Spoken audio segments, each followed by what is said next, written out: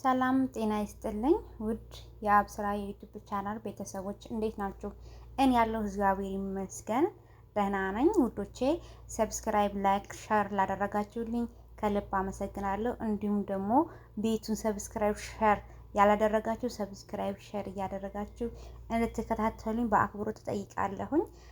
ዛሬ እንግዲህ የአብስራ አዲስ አበባ ገብቷን ተወልዶ ያደገው ራያ ቆቦ ሲሆን ራዩማ ማለት ነው።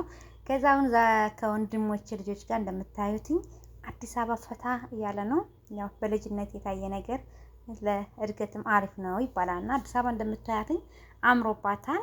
ሀቢቢ ካምቱ አዲስ አበባ እያለ ነው። ሀገራችን በጣም ለውጥ ላይ ናት። እግዚአብሔር ይመስገን ያምራን። እግዚአብሔርን ዱባይ ነው የሚመስለው። እሴት አላችሁ ዱባይ ያላችሁ ሰዎች ሀገራችን ይሄን ይመስላል። እኛም ሳኡዲ ላይ ብዙ ነገር አለ፣ ግን እንደምታዩት ያምራን፣ ቆንጆ ነው።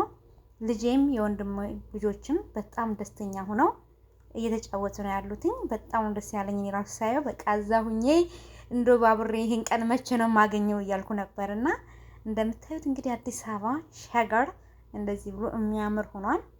ይሄ ጥሩ ነገር ነው። እግዚአብሔር ሀገራችን ደግሞ ይበልጥ ሰላም ያደርግልን፣ ፍቅር አንድነት ያምጣልን እንጂ እድገት አለ።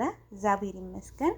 ልጆችም ደግሞ እንደምታያቸው እየባረቁ ነው። ደስ ብሏቸዋል። ያቸው የኔ ቆንጆ በቃ ደስ ብሏቸዋል። ወንድሜ ነው ይዟቸው ሄደውና እየተዝናኑ ነው።